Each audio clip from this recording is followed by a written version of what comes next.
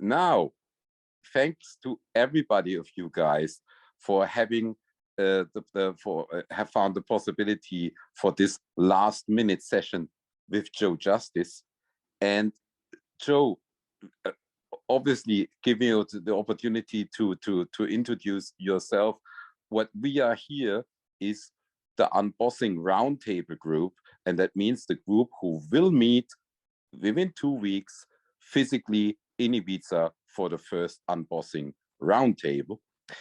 And now coming to you, Joe, and the reason why I'm so fascinated by you and your work, and that is here in Europe, at least, we have the common misconception, and also with clients, and by the way, also with automotive clients, Joe, that they say, yes, guys, agility, unbossing, it works wonderful in a tech startup, it works wonderful in an advertising agency, and you can even do it with our let's say white collar guys. Why not try it in IT? Why not even try it in HR?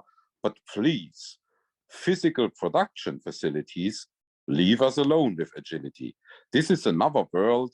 This is a world where we think in long cycles.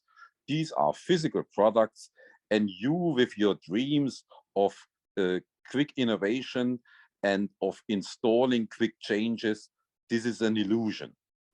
And you, Joe, were the first one who convincingly has popped this bubble of illusion. And therefore, I would like you now to give the possibility to introduce yourself and to tell us simply what your story before Tesla, then when you came to Tesla, and what you did over there. Please, Joe. It's absolutely my honor. And Ibiza is where my heart is. So I wish that didn't overlap directly with unveiling and then ramping up the Tesla Gigafactory Texas, which is where I'm on my way there now. So I'm growing out the cowboy mustache. The theme for the opening is Cyber Rodeo. So I got some boots and a hat, and we're gonna do it. And the horse. Well, the horse is an electric car, but the boots and hat look pretty. Just checking, Joe. Just checking. Love it, Chris. Love it, Chris. Now I do have some pictures, but I don't know if we have to. It says the host has disabled screen sharing, so whoever's host, I don't get to share pictures yet. Maybe okay. I'll fix that for you. Okay. Well, even with what I've got, it looks like I can change my Zoom background. And so in addition to letting me be a graduate or a chef, yep, here you go. I can also do this, this is the first car I made. And I say yeah, I was the first person to start working on it, but the team grew to 4,000 people in more than 20 countries. What we would do is every Thursday, we would show what we got done. It was the absolute minimum type of planning. So you could see who got something done and who didn't. So you know who to pay more attention to and who to get more airtime. And we'd meet actually first through a conference call, because it started in 2006. So it was audio only in the beginning. It's not like we had free Zoom then. But we did have freeconferencecall.com, and they worked internationally. It was awesome. So we would just abuse the 45 minutes of free time a week, and people would show what they got done. They'd simultaneously email pictures, and we would have people making seat belts in Argentina and people testing airbags in Japan. And we would assemble a new car every week, and even assembling it, like F1 teams prototype really fast. So people have seen F1 cars change pretty quickly. So rapid innovation in hardware people think is possible, but maybe just inordinately expensive. Maybe it's 10 million euro a car, right? How could you possibly scale that? But you could go fast if you threw enough money, maybe. But you couldn't certify it for road legal use.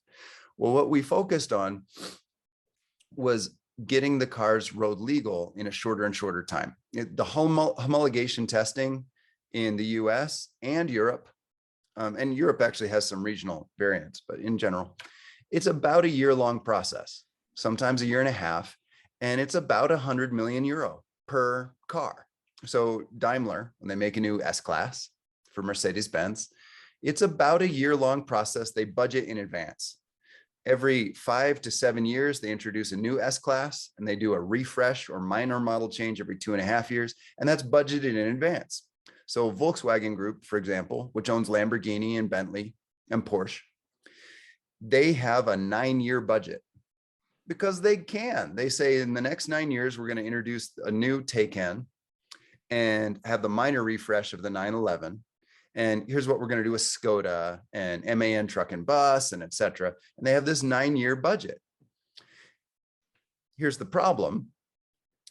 If you need to spend 3 million euro or more, you have to get the board's permission, and the board meets typically every 6 months. So the war in Ukraine happened and Taycan production shut down. The wiring harnesses were made in Ukraine, and all these engineers came up with ideas of how they could make their own wiring harnesses or get another supplier approved. And they had to create a presentation that was so good it would be allowed in front of the board. Then they had to fight with everyone else's really good presentation. So of course the board says, there's more than one good option. We want to think about it more. Show us another presentation at the next board meeting. The result, the Taycan is out of production. And not just the Taycan. I mean, this is in general what happens when you have large budgets or long budgets and change cycles. My own little company making these, we didn't budget. Instead, we showed everyone how much money was in the bank account and said, spend this as fast as you efficiently can. Now, there wasn't very much money.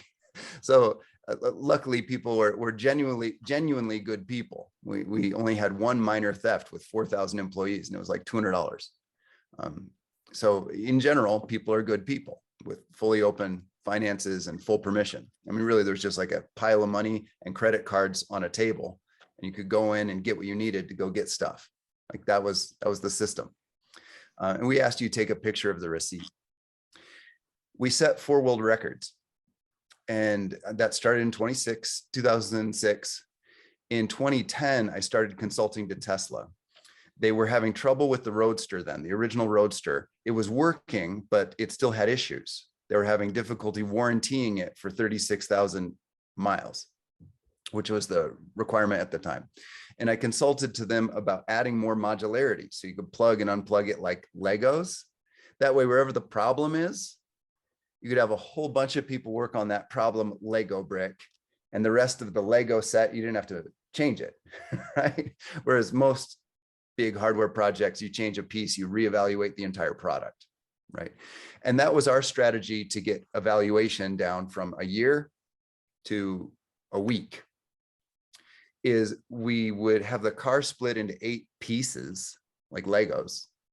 And we would have a list, a change log of what changed on each piece. That made it much easier for the government officials to understand what changed from the last version. So we would show the bumper changed this way, the body changed this way, the frame changed this way, the engine changed this way. And all of those changes were small evolutions. Typically, you'd retest the entire vehicle. The standards bodies could see the scope of the changes each week were easy to understand in 1 week. Robert has entered the waiting room. Should I let them in?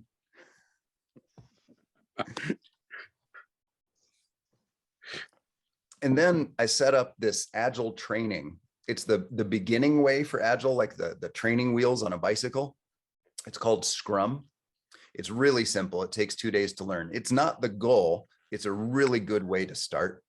What it does is it forces companies to take a year-long budget or longer and split it into month-long chunks or shorter. And you don't just plan the next 12 chunks and call it a year budget.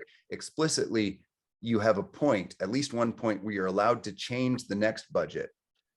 So every month you replan the future budget, which is a very significant change for a company like Volkswagen or even Tesla in the beginning, right? Imagine going from a 9-year budget to a 1-month budget. It's a very different length of certainty. I started introducing that into Tesla in 2016, and then I joined as a full-time employee in 2020. And that's when Tesla's market cap went up to 1 trillion, and I moved to Hawaii, and I just kind of hang out now. And the trick of it, the entire trick of it for the Unbossing Roundtable seems to be you shorten your budget to the shortest amount of time you can get something accepted as done.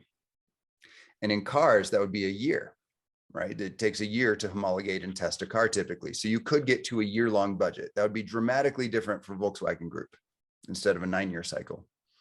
Then the next target is attempting to shorten your certification or homologation cycle or whatever it is. And this is why people think Agile is only for software. They're like, an app doesn't need approval except for the App Store to say yes. And they can do that in like 3 days.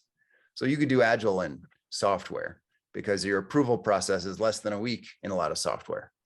And of course, you can budget day by day in software. It's basically just your engineers' salaries. So you have a known burn rate. It's not like you're setting up a factory. I mean, your factory is in the cloud to compile on Azure or in Amazon AWS. So people many times think Agile is for software. What Agile actually is for anything that takes less than 30 days, including its certification cycle. So your goal is to try to compress your certification cycle into less than 30 days. That's the dream. And Tesla has been able to do that in hardware. And I got to as well. And then you make sure your budget is no longer than your certification cycle. And that is what creates this sense of agility. You have a release, it's certified, the customers are using it. You then decide what you're going to spend money on next. Now that controversial approach has outmaneuvered everyone. That's it. If you look at, for example, Tesla's market cap, total valuation, it is today more than every other automotive company on earth added together. Because it's difficult 9 years in advance to have a perfect prediction of what the future is going to do in any supply chain disruption or whatnot. Whereas Tesla doesn't worry about predicting the future. They have fast responses. They're so good at certification now, they actually certify each car. That is the dream, because it means you can introduce change at any time.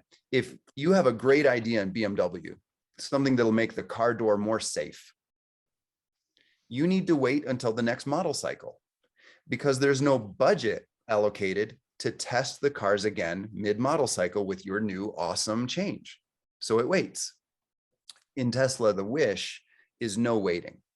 And they can do that now. They've gotten there. Every car is tested road legal individually. So you don't have to wait for the next 10,000 cars that are going to be tested. Every car is tested road legal. So potentially every single Tesla could be unique. And actually at some level, nearly every single Tesla is unique. This is why you get interesting stories about a brother and a sister, and they both order a Tesla on the same day, and they get them. And they both have the same minimum specs, but one of them might be even faster, and one of them might have even longer range, but not the same. Because every car is potentially unique. The innovation happens real time. Also, there's more than one production cell. It's not linear. If you've ever been to a production facility, many times they try to do what's called single one-piece continuous flow, which means you have a production line. Well, that's pretty old thinking. That's like 1920s Henry Ford assembly line. It works pretty well. It's simplistic. Tesla doesn't do that at all. They have cells, and stuff that's made goes any direction in real time based on who's asked for it on their phone. So you can get different batches of different versions at any time. If your group wants a prototype heat pump and you think it's good enough, you ask for that and it comes to you. Another group in maybe even 300 meters away might use a different heat pump version, and you're both building the same car. So at the same time, there's multiple versions in production. In fact, usually more than 10. How do I say that right? Which gets engineers really excited. There's this now famous, he became a YouTube personality, Sandy Munro. Sandy Munro, as an engineer, has been working in Detroit for decades. as a lead engineer and now an engineering consultant. What Sandy does is take apart everybody's car, Daimler, Ford, Lexus, everybody, and he critiques them as an engineer. I'm not sure why they did this. That seems inefficient. That I've never seen anything like that before. That's interesting. And Sandy became famous for taking apart also Teslas and saying they're junk. I can't believe they're made this way. And really being hard line about how bad they were. I can't believe they're made this way. I can't believe how bad it is. And then going on his YouTube channel a few months later and saying, you know what, I thought about it. This is actually alien technology. I didn't even understand it. And he's become this celebrity for like a come to the Lord moment of this is amazing. And what baffles Sandy is that every Tesla he's taken apart, even from the same model year, even from the same model week, is different. And it's just to be clear, which is unheard of in every traditional car manufacturing. Joe, is it possible to put a number on that?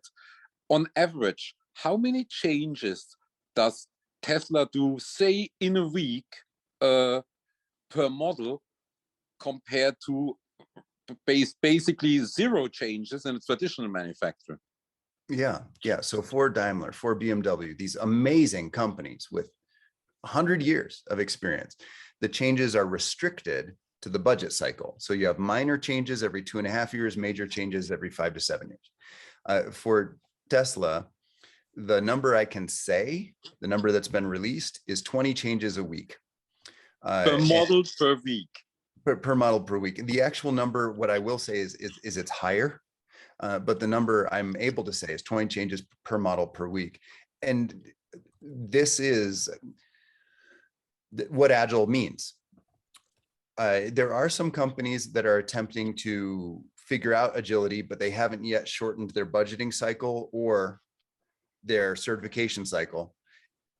They're not Agile yet. They have Agile aspirations, which is good. You got to start somewhere. So the agility model is you have these many new product introductions, and that's safe as long as you have a short certification cycle that's valid, and it wins financially. It is the crushing victory. Now I saw a hand just a second ago. It was me. I was playing around with the hands. No, but because I come from a software background, and you talk a lot about certification, and probably a bit too fast for someone like me. Like, what do you mean in the sense that you're able at Tesla to certify every car as compared to, if I understand well, like a traditional car company who would certify a car a year or something? Looks like I can share my screen now. Does anyone see Agile hardware developer? Okay.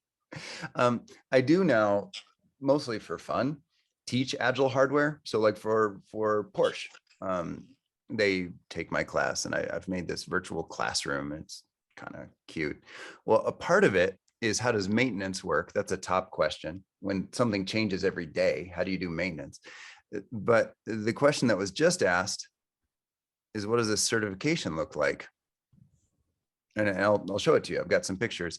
Speed of certification dictates your iteration speed. I mean, you cannot sell something faster than it's road legal. So if currently your certification speed is a year, then that's your new product introduction cycle, minimum. Tesla's got it down to every few seconds. Here's what it looks like. This is called the bamboo line.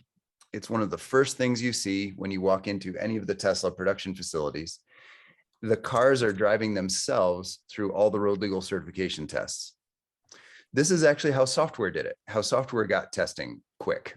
Originally, testing in software as well was this manual activity. People would have these 3-ring binders of printed paper. They'd flip through and they'd go through the steps on each test, and they'd fill out a paper checklist saying, I did this in the software, and here was the behavior. Was it expected or not? Here's the reproduction steps. That is testing in software. It would take months. And that was like early 80s. Then we developed gradually automated testing in software, where tests are written as software is written, and the software runs itself through tests. Like, I'm expecting a credit card number. and I'm expecting it to be a Visa, and I'm expecting it to be valid, I can automate all of that. So continuously in the cloud, I check, can I still do that? Does that business logic work, right? And even you have random generators to say, what happens if I put junk in here? They simulate attacks, black hat, gray hat, all these buzzwords. So you have simulated security audits that are, it's all constant. And basically it ends where you have a green light that says the software, as far as we know, is awesome, or a not green light that says, here's the range of different problems there might be. Well, Tesla came from Zip2, which was a mapping and like a predecessor to Google Maps, basically. And then PayPal, where Musk attacked the idea of financial transaction and won, and made about $200 million US, which Musk used to found two companies, SpaceX and Tesla. Well, so Musk has this Silicon Valley software background. So of course you automate all the tests. That makes you be able to release fast and learn fast and pivot to market and win. And Musk had already won twice big using this tactic. So Musk made a lot of engineers really angry, saying that cars need to drive themselves from the beginning. Bosch in Germany makes the steering rack for this car, the Model S. That's a Bosch part. And the Bosch engineers got really angry because Elon Musk said it needs to fully operate with no human control, not assisted driving, but it needs to be strong enough in all reasonable weather conditions to steer its own wheels. They're like, why would you want this? And then Musk said, and we want a new, better one every 1 week. And this is when the CEO of Volkswagen and chair of the board, Volkmar Denner, called me. And he said, what is this that Tesla is asking us to do? Joe, you're the Agile hardware person. What is this thing? Why are they asking us to engineer a new steering rack for this startup once a week? Daimler doesn't want that. BMW doesn't want that. Why does this startup in Silicon Valley want that? And I explained it. And Volkmar flew me to Stuttgart and had me do one-on-one trainings with the 500 managers in Daimler. They ended up offering, or sorry, in Bosch. They ended up offering that as a product to Daimler and BMW. And at the time, Daimler and BMW said, no, why would we possibly want new product faster than every 2.5 years? Now they want it. And now they have a partner in Bosch who knows some about how to do it. Bosch does do it. There's a new steering rack for the Model S every 1 week. Bosch produces them in volume in batches of 1 week to Tesla. So from the beginning of the Model S, and the Roadster was prototyping this, the first Roadster, the car puts itself through all road legal compliance tests except the destructive ones. It simulates theft prevention. It tries to steal itself. It does noise, vibration, and harshness. It does brake safety. It checks its own light luminosity and lighting angles. That's part of why there's cameras on the car. Are its lights, are its headlights, tail lights visible from the right angles at the right brightness? The car checks itself for these things. Now, each car then sends its own document, a digital document now, but it's essentially one piece of paper, to the government approval bodies in the US, the NHTSA, IIHS, and says, here's how I'm different from the last car you approved. Do you approve me? And Tesla has been doing this for 12 years. So they know all the questions NHTSA, NHTSA asks, and the IIHS. So they've already answered those. I mean, the questions are generally the same. These government organizations aren't trying to be sneaky. They also want safe product. So the questions in general are the same every time. And Tesla knows those questions better than anyone now because they ask them a few hundred times every day. Now it's getting on 1,000 worldwide every day. Joe, That's Yeah. what is crazy is how did they manage to convince the certification body to accept 100 questions a day? So in the beginning, Tesla was small volume. so there weren't that many, but it was a shock. It was a shock. Instead of every 2.5 years getting a 500-page document and every 5 to 7 years getting a 4,000-page document, which is normal, right? It's not that these certification agencies want to be slow. They don't, but if you give them a 4,000-page document every 5 years, they assemble a coalition to analyze the document and create a response, and that takes several months. Then the response comes back, and the manufacturer analyzes the response with their own coalition, and then creates a response. And this goes back and forth a few times. In a way, it's kind of agile anyway. And it takes about a year. Well, that's because the document's so big. Tesla sent one page. and of course, this was shocking, but that was 12 years ago. The initial shock wore off 12 years ago. So it's not that the government organization needed to be convinced. In general, the response seems to be thank you. So there was one expression you used at the very beginning where I would have been so curious to see the face of Nick, and that expression was modularity. And Nick, knowing very well that you are also teaching that and are being in connection with that at Antwerp Management School, I would like to give you a bit of space to ask about this modularity, because I think it's a huge part of the success secret, right? Yeah. So Joe, could you, I assume that not just the car, but also the production process, as you explained. My audio cut out for like 3 seconds, but I hear you. No now. worries, no worries. I'll repeat the question. So could you give us some more insights in how Tesla moved from a single line production, which I think almost every car manufacturer still does today, to, if I understand it correct, a very modular production line where, so it's not just that they can adapt the car every week, but it seems like they can adapt the production line or the production process also every week.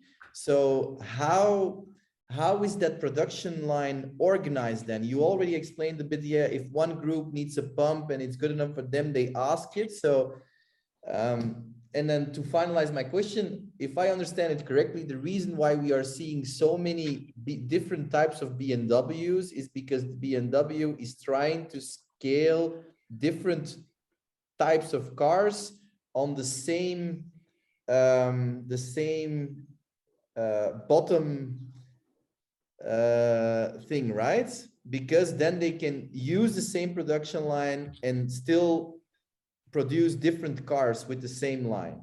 So how does this work, this modular production line process at Tesla? That would be I love it, Nick. You actually went a little bit more advanced there into the business model and how BMW, for example, most car companies' business model has restricted them, made it more difficult to be agile.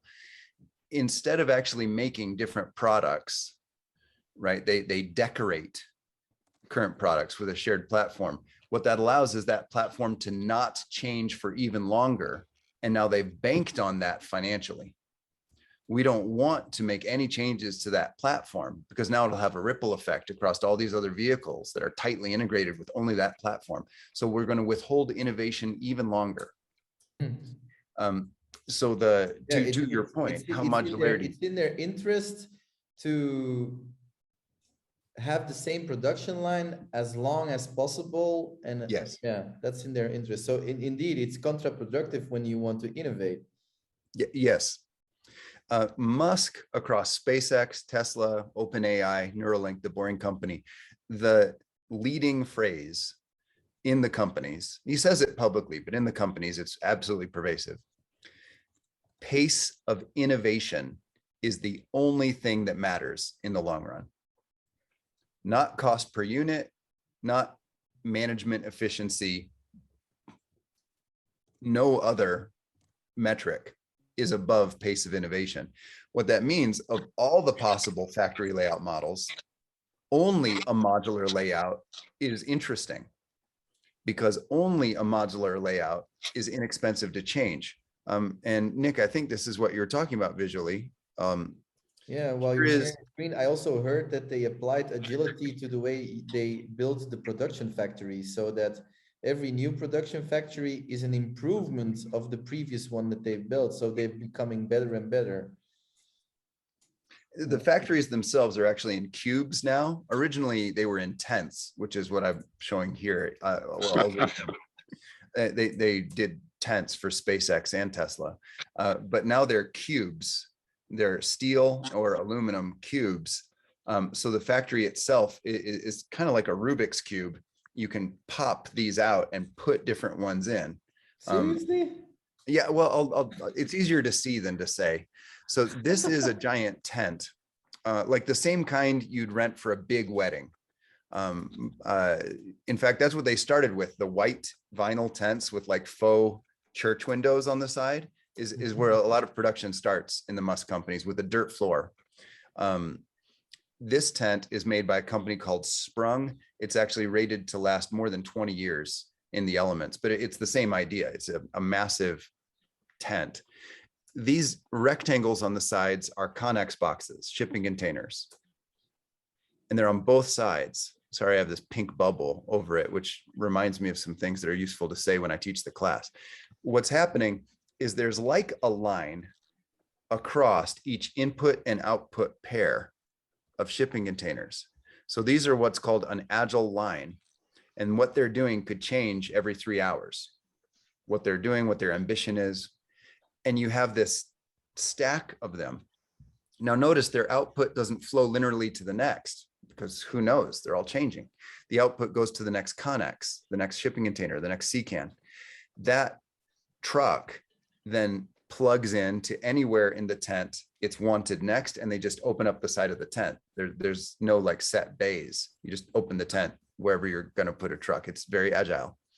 So do I understand correctly that there's an agile line from left to right, producing windows, another line produces the stuffing of the car seat, whatever, and then the output is shipped to another cube or to another line?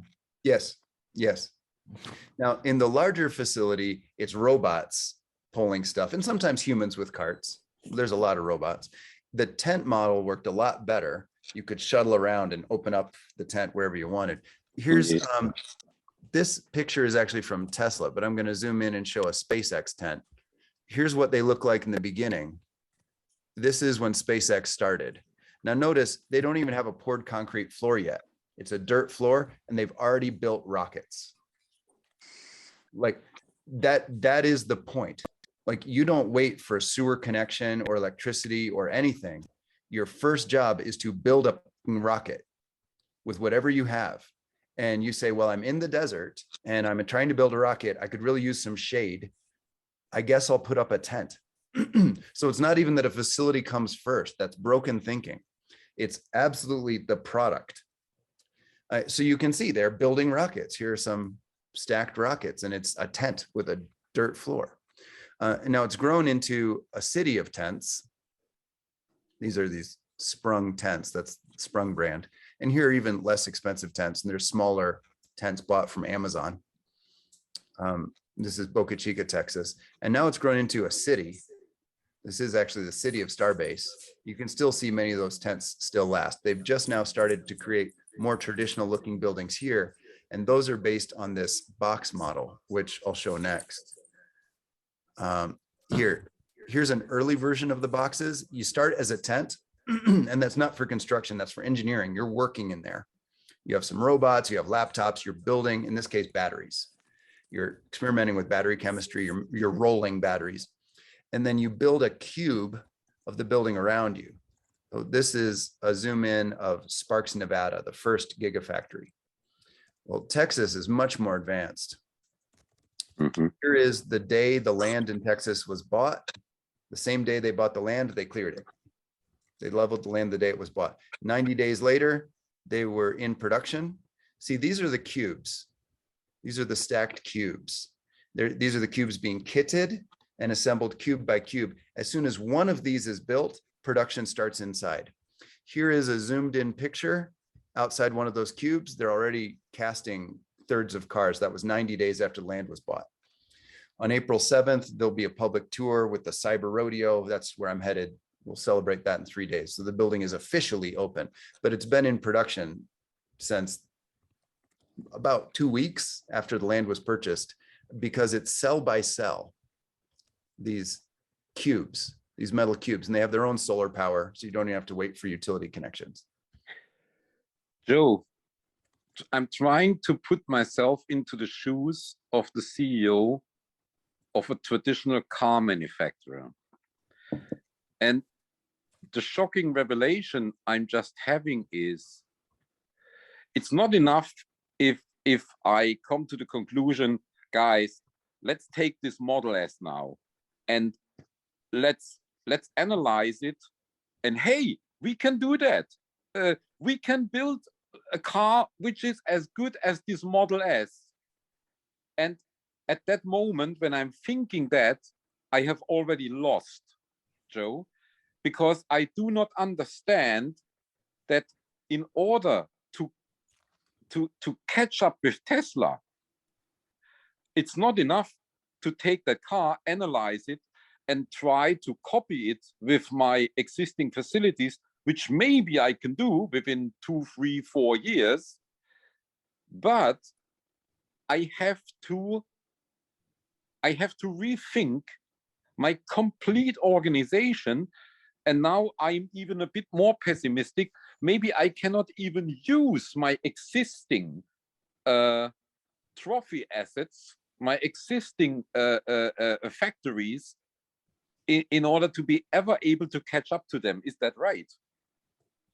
That is what some of these CEOs are saying. And Ford has said we can't pivot forward. So they made a new Ford called Ford Model E to try to operate in an agile model. It's a wholly new company, new hires, and they called what was Ford for this company and its history, all of the trophy assets. They called it Ford Blue. It's the deprecated old, it's going to die Ford. Because they said, we don't even know how to pivot the entire company. We're going to create a new one. We'll at least invest in it. You know, we'll take our savings and launch it. So at least start with cash. Volkswagen is trying to do something very similar. The company's called Cariad. Unfortunately, by what you see, the hardware pace of innovation is meaningful. Volkswagen's play is have a set hardware platform that's the same on 9-year cycles or so, that's mass produced. So it's very efficient, and software will customize the feeling. So basically, software will tell you if it should feel like a Lamborghini or a Bentley or a Golf. Well, in many ways, that's dishonest and frustrates some types of customers, right? If it's only a software update that prevents you from having a very different experience. It's like if you go to Hermes as a store, they'll have some very difficult to produce, gorgeous designs that are expensive. And then there'll be a plastic bag that cost them 90 cents to make that says Hermes. There's a certain type of buyer that's fine buying that plastic bag that says Hermes that costs 90 cents to make. There's another type of buyer that says, I came here because I wanted a horse saddle that is made by these craftspeople with this needle technique that's very difficult to replicate. So there's a reason that brand has its hallmark product, right? Well, what Volkswagen is doing is saying we're only going to have our premium experience be things that are 99-cent decorations. There's some types of premium customers that won't be happy with that. And it means the hardware cannot compete, structurally cannot compete. Stefan, I see you got a hand up. Yeah, just a quick question, and thanks for these amazing insights, Joe. Much appreciated.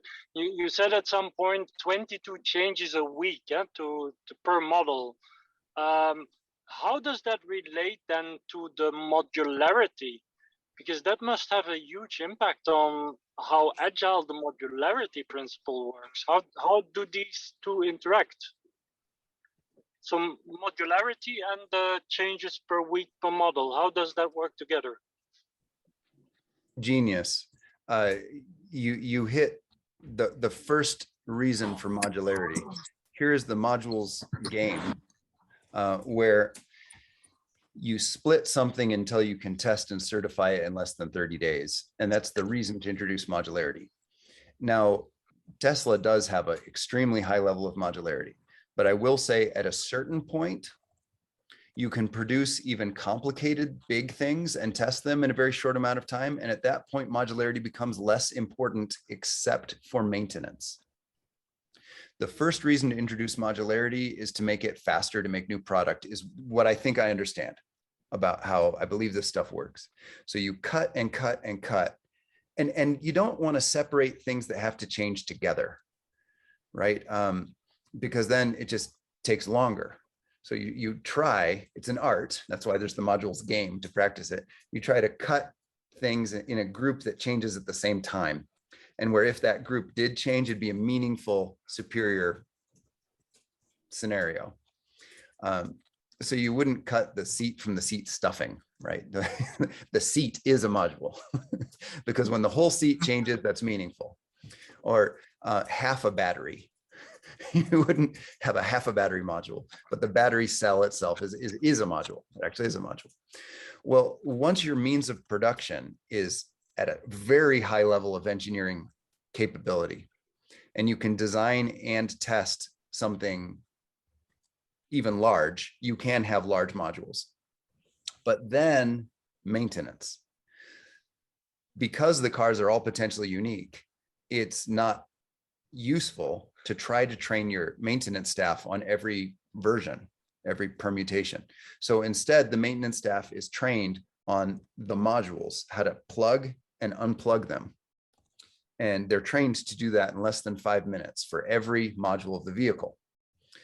For example, I was at a resort in Hawaii. My car was parked in the parking garage and I was by the pool and I was having a Mai Tai.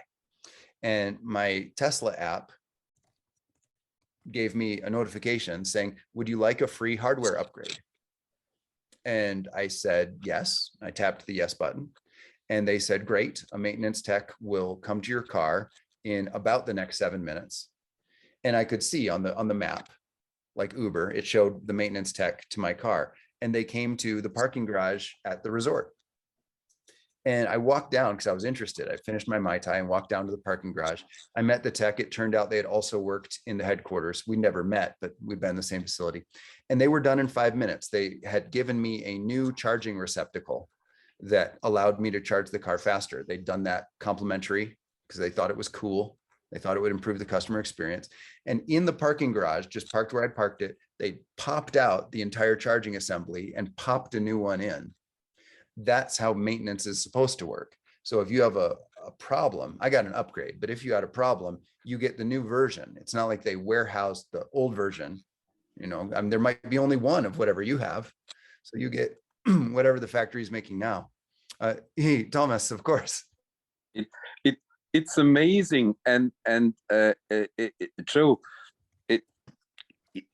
can I shortly switch to the human factor?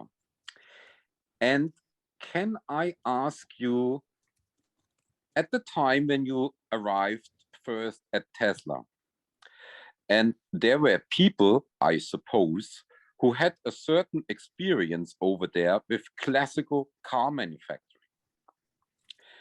And you told them basically, guys, forget about the Henry Ford principle. You have to do that differently.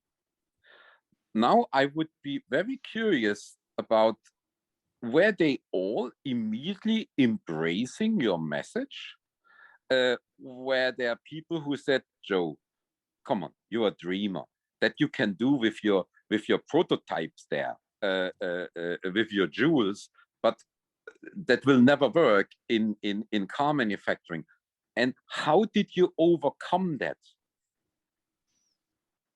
Absolutely. And let's fast forward slightly to talk about how good it can get. Now there's more than 100,000 people operating this way. So it's not a question anymore. Like, you walk in and people get hired from traditional companies who do say this can never happen. But as soon as you're in, it's so overwhelmingly obvious, and there's no one who's doing a classical approach. So there's not even training needed anymore, right? There's a certain inertia that's happened now. But to the point, earlier on, a demonstrable certified sold product is the only evidence that's meaningful. And so until a customer says, I love it, Like there is no other evidence that is meaningful. So that meant it's a very select group in the beginning that's even willing to try, because there is nothing to convince them. There are not words. Yeah. All right. Yeah, it's enough for me. The coalition of the willing. It's how we try to work in our unbossing journeys, and it's the only way to go. Laura raised her hand. Yeah, I mean, it's funny, Thomas, that you asked the question, because I literally was wondering the same. I was like really intrigued by the HR part of things, because, you know, in a way, if I saw you had on the slide something about coffee, facilities, gourmet funding teams and stuff. And in a way, I think employees are super empowered. I mean, they have so much autonomy. The engineers can choose even their parts. They're even, I would say, an entrepreneur in the sense that they're suddenly working on a dirt floor in a tent, you know, like there's no better start to that. But I'm also wondering, like, how did Tesla, especially before it became such a big brand, I can imagine now people are like, I want to work for Tesla, it's amazing. But how did Tesla kind of find this talent in the beginning, and in a way, entrepreneurial minds that were willing to indeed work on a dirt floor and, you know, do things completely different? Honestly, how do you even say this correctly? The mission is useful. Some people join because the mission is worthwhile. Some people joined because they believed it would be exciting, and it was. But in the beginning, people didn't even know what would be exciting, right? But I think it will be exciting, so I'll try. At least the mission is interesting. And then a lot of people joined simply because, oh, how do I say this politely and correctly? The top engineers choose Musk companies now. In the beginning, we didn't have that luxury. They have to pay them a lot. Man, how to, well, okay, so to try to say that correctly, yes, you started with a lot of undesirables. And this has ended up working in Tesla's favor, because the only way to stay is because you get stuff done. It's not like people actively fire you, but I mean, the entire culture is around, did something get done? What did you get done? If the answer is not much for more than 3 hours, like that already is visible, right? So people you're too embarrassed to stay. You don't get stuff done. Well, what's happened then is there's a lot of companies where tall, beautiful people get promoted into management. And you can see it right away. You walk into a company and all the management is taller and more beautiful. What's going on here? In Tesla, it is invisible. And that's why LBGTQ, for example, rates the Musk companies as the #1 places to work for like 6 years in a row now, because no one cares what you look like or what you do. I worked with some really ugly people, and truly, and they were phenomenally good because they lasted. So you had to be really good to last. People that would have been bypassed in many companies, in many cultures. And there's also plenty of beautiful people, and there's plenty of traditional skilled people. But I am tall, and on a good day, I'm reasonably handsome. There was no slack cut for me. I remember, because it was the bottleneck. It was the thing to do with everybody else who was there, climbing into the paint ovens to block off the caked paint, because you had to. So it's not like you hired the immigrants to go do that. That's not the culture. Musk does that. The wealthiest person on planet Earth doesn't wear a Gucci belt, wears a Tesla t-shirt, cheap black jeans, and work shoes, and climbs in the machines to get them unjammed or whatever you need to do, just like everybody else. Everyone lifts this 20 kilograms. There's no deference. And I was excited by that, but I've got to say, there was also days where I was tired. I was like, can't you see that I'm leadership material? Like, I'm operating the Agile group. I shouldn't. Okay, no, I'm in Tesla. And so, yes, there were days where I was tired and wished I had a, like, everyone uses the same bathroom. Like, it's completely flat. So it's a do-ocracy. And that started from the beginning, because in the beginning, high level, awesome talent wouldn't join. And the other final important aspect there is many really skillful people are now used to saying what we should do. And there are no meetings in the Musk companies. There aren't chairs, there aren't tables. There's just the factory. So if you look at the hiring list, they're getting some of the top people in the world now because they're excited, actually most of them, but not to go sit down. There is no desk. You go in and here's the machines. What are you going to make better? You're really skillful. Figure it out. Tell us. Here's a credit card. Go buy something important. Go nuts. But there's no meeting to have. So what that also did in the beginning, Tesla maybe couldn't afford folks that were traditionally thought of as classically expert, but also there would have been no work for them. They're skillful in meetings. So who Tesla was able to hire were the people that are gonna lift 20 kilograms and feed it into a machine, which is what they needed. But Joe, that means also the run-of-the-mill career executive at traditional companies, not to mention names now, who is politically savvy, who knows how to present in board meetings. It's all skills more or less for nothing at the company at like Tesla. Is that right? The best analogy I can think of is war. And I don't like war, and I don't think violence is a meaningful business analogy, but no one cares about your political skill when you're getting shot at. And that's how it feels like in Tesla. Like, here's the mission, go. And that there is nothing else.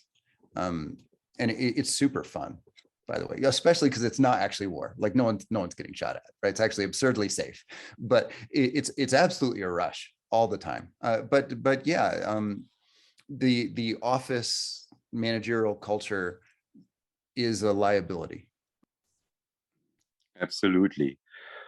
Joe, I see we have reached our time window already now. I don't know how many impressions I have. I don't know how many things I have to reflect on of all the things you told us. I'm so incredibly thankful to you, to all the participants today. Joe, I'm looking forward to seeing you in one of our next Unbossing Roundtables. Nothing has anything against invitations to Hawaii, by the way. Would be a wonderful follow-up to Ibiza from my point of view. Thank you so much. And thanks for everybody listening. And I hope you were as inspired as we were. Joe, I continue to follow you mainly on Twitter. This is, I think, where you are the most active, right? Yes, absolutely. But LinkedIn or Facebook is also fine. But yeah, far and away Twitter. Thank you so much, Thomas. I did way too much talking. I would love to be invited to a future session where I can listen and maybe pose a few intriguing questions if I'm lucky. Everybody, please enjoy Ibiza double. Enjoy it for me too. And yeah, when we do Unbossing Hawaii, I'll recommend a spot and meet up with everybody.